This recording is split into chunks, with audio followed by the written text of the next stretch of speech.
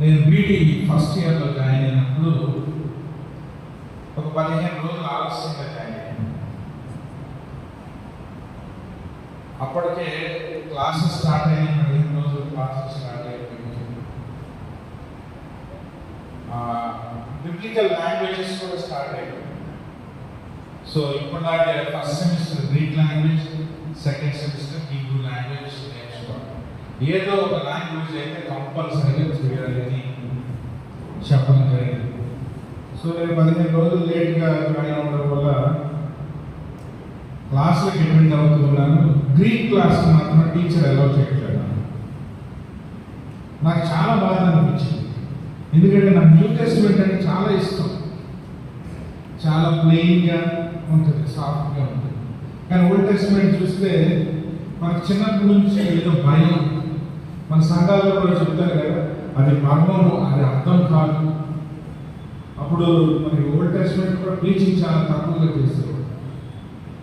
బహుశా అదేనేమో నాకు కూడా నేను న్యూ టెస్ట్మెంట్ చదువుకోవాలి, న్యూ టెస్ట్మెంట్ మీద ఎక్కువ ఫోకస్ చేయాలి అనేటువంటి ఆలోచన కలిగింది.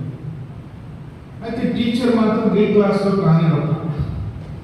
నేను అడిగాను, టీచర్ నేను ఎట్లయినా గ్రీక్ నేర్చుకోవాలని అనుకుంటున్నానండి.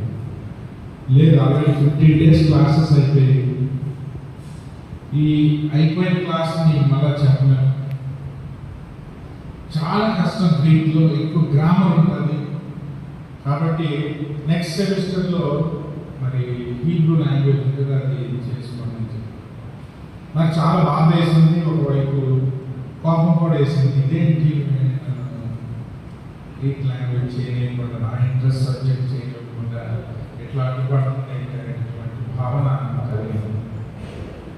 ఆ తర్వాత సరే హీబ్రూ లాంగ్వేజ్ అనేది చేద్దాం అనే ఆలోచన కలిగినప్పుడు చాలా మంది చెప్పారు హీబ్రూ లాంగ్వేజ్ చాలా కష్టం ఉంటుంది, ఒక్క డాట్ మిస్ అయినా మీనింగ్ మారిపోతుంది. మీకు వచ్చే టీచర్ చాలా పెద్ద స్కాలర్, ఆయన పేరు మాణిచార్ Bible Society of India general secretary కూడా చేశారు. అంత పెద్ద స్కాలర్ మీకు ఆ హీబ్రూ లాంగ్వేజ్ చెబుతూ ఉన్నాడు అంటే చాలా ఆయన దగ్గర చేయడం చాలా కష్టం. ఒక క్లాస్ మిస్ అయినా సరే అసలు నీకు ఏమి రాదు. అప్పటి నుంచి ఒక విధమైనటువంటి ఏమంటారు, ఒక ఇంట్రెస్ట్, ఒక కసి అనేది పెరిగింది. గ్రీక్ చేయలేకపోయాం, హీబ్రూ లాంగ్వేజ్ అయినా మనం చేద్దాం అనే ఒక దృఢమైనటువంటి సంకల్పంతో హీబ్రూ లాంగ్వేజ్ అనేది